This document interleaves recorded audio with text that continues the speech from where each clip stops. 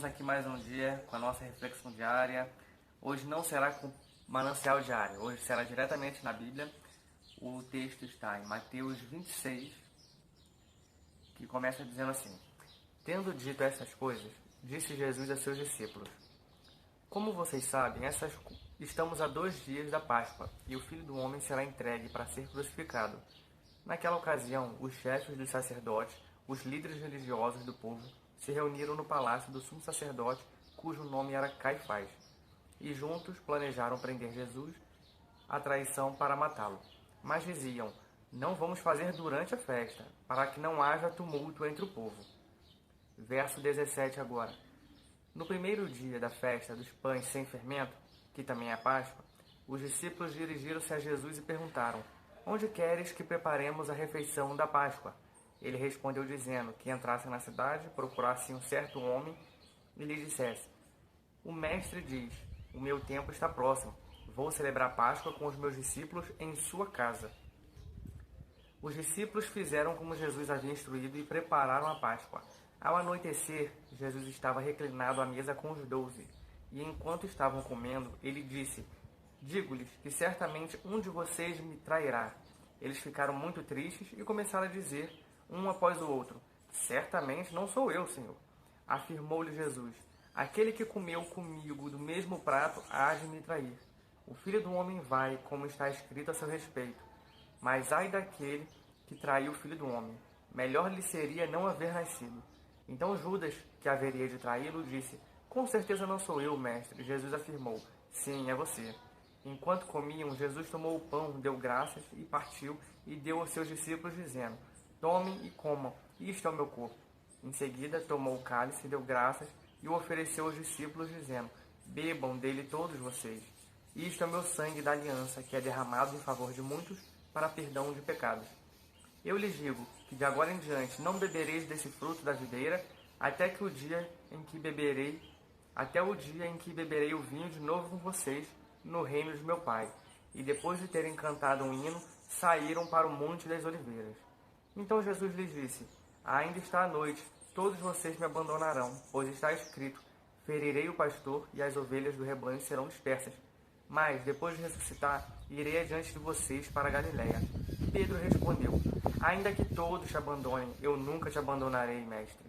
Respondeu Jesus: Asseguro-lhe que ainda esta noite, antes que o galo cante, 3 vezes você me negará. E Pedro replicou: Mestre, mesmo que seja preciso que eu morra contigo, nunca te negarei. E todos os outros discípulos disseram o mesmo. Então Jesus foi com seus discípulos para um lugar chamado Getsêmani e disse-lhes: Sentem-se aqui enquanto eu vou ali orar. Levando consigo Pedro e os 2 filhos de Zebedeu, começou a entristecer-se e a angustiar-se. Disse-lhe então: A minha alma está profundamente triste, numa tristeza mortal. Fiquem aqui e vigiem comigo. Indo um pouco mais adiante, prostrou-se com o rosto em terra e orou: Pai, se for possível, afasta de mim esse cálice. Contudo, não seja como eu quero, mas como tu queres. Então voltou aos seus discípulos e os encontrou dormindo. Vocês não puderam vigiar comigo nem por 1 hora? Perguntou a Pedro.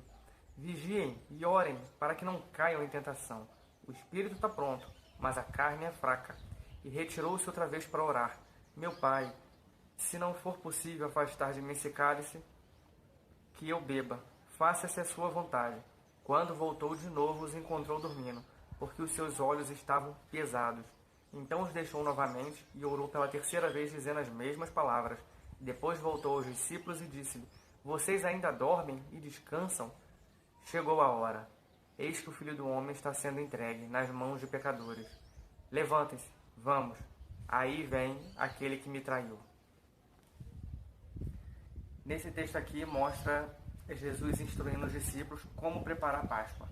Vai lá, encontrem um homem com o nome X e diga que vocês precisam da casa dele para a gente celebrar a Páscoa. Por aí já mostra que Jesus não tinha propriedade. Ele celebrou a última ceia numa cozinha emprestada para uma pessoa. E depois ele serviu a ceia até para aquele que ia trair ele, aquele que ia negar ele e para os 12 que iriam dormir, não iam acompanhá-lo até a oração. E interessante que eu vejo nesse texto a limitação humana sendo colocada à prova. Judas disse que ele não seria o traidor, assim como todos os outros disseram que não trairiam. Judas também disse. E Judas não estava tendo a real noção do que ele tinha feito. Tanto é que depois a gente vai ver que ele se arrepende ou fica com remorso, não sei dizer, e se suicida. Então ele não tinha a real noção do mal que ele poderia cometer. Pedro foi outro. Disse que jamais deixaria Jesus morrer e que iria com ele até o fim. Pedro também não tinha a real noção do limite dele. Ele não sabia até onde ele era fiel ou até onde ele seria vacilante e iria negar a Cristo. E depois, no outro exemplo, aconteceu com todos os discípulos. Eles foram até um lugar orar, Jesus se destacou e falou: vou aqui orar e já volto. Jesus fez essa oração 3 vezes, esse caminho, e encontrou os discípulos dormindo. Não estavam acompanhando o Mestre em oração. E Jesus falou: o espírito está pronto, mas a carne é fraca. Todos os 12 discípulos foram reprovados nessa prova. Claro, uns mais, uns menos. O pecado de ter cochilado sem orar com Jesus não se compara, é claro, com a traição de Judas. Mas isso mostra que todos temos limitações. Nós não sabemos o nosso próprio limite. Se eu for me colocar à prova, olhar para dentro de mim, eu não vou saber realmente, totalmente, quem eu sou. O Mestre já sabe. E mesmo assim ele serviu a ceia para o traidor ou para o outro que estava com um cochilo. Não aguentou a oração. Jesus amou a todos e deu a oportunidade de participar dessa ceia. Essa ceia que era a ceia da Páscoa. A Páscoa nós comemoramos hoje, como significando a morte e a ressurreição de Jesus.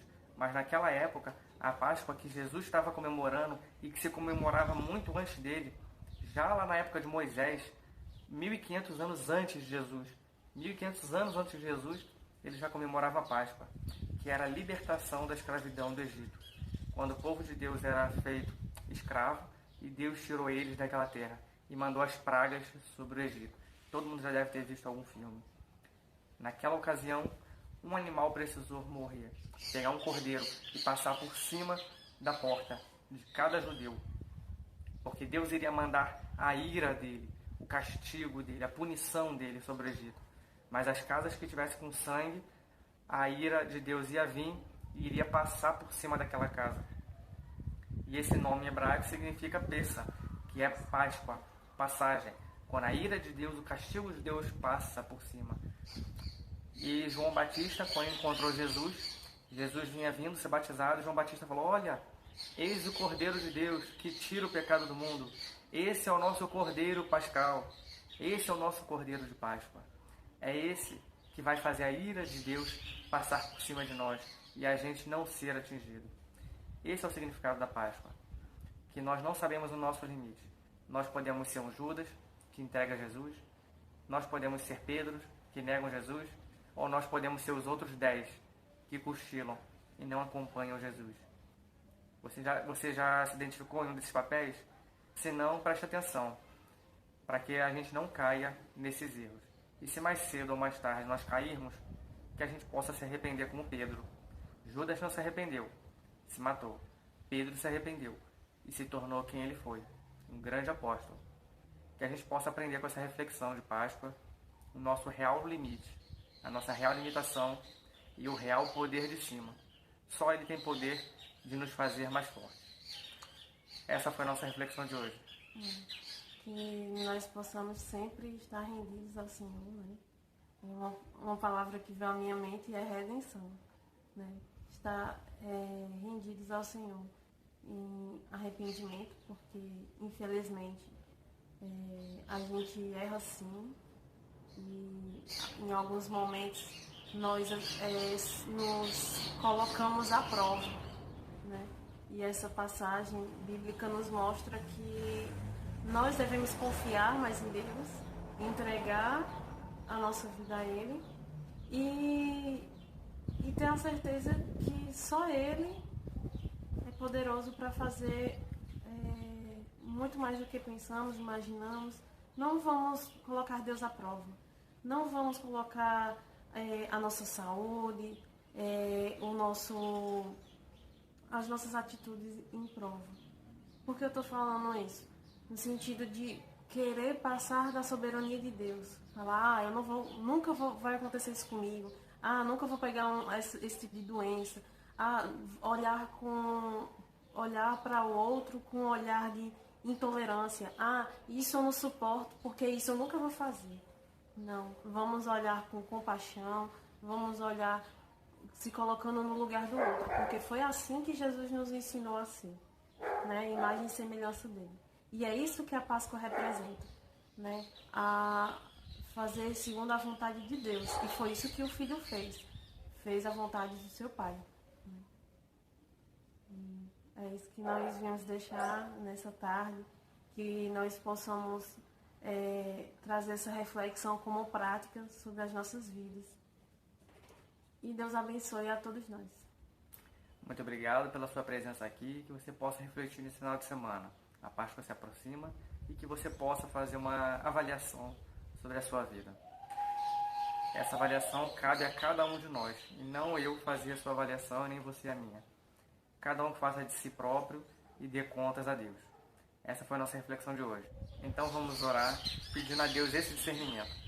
Senhor nosso Deus, muito obrigado, porque o Senhor mostrou a real natureza humana de todos os seus discípulos, os defeitos, as falhas, os acertos, e o Senhor se colocou como a solução para essa fragilidade humana. Muito obrigado, porque a gente já reconheceu a nossa limitação e já reconhecemos que o Senhor é a solução. Mas apesar de reconhecer, às vezes nós queremos voltar a ter o controle da nossa vida e a soberania dela. Mas nós não temos. Nos ajude a termos esse olhar que reconhece o nosso limite e a sua onipotência. Que a gente nunca se esqueça disso. Muito obrigado pela sua morte e ressurreição em nosso favor. Já te agradeço. Muito obrigado por tudo que o Senhor fez por nós. Em nome de Jesus, amém. Então, se você gostou dessa nossa meditação de hoje, convide mais um amigo e reflita esse final de semana na Páscoa. Grande abraço. Grande abraço. Tchau.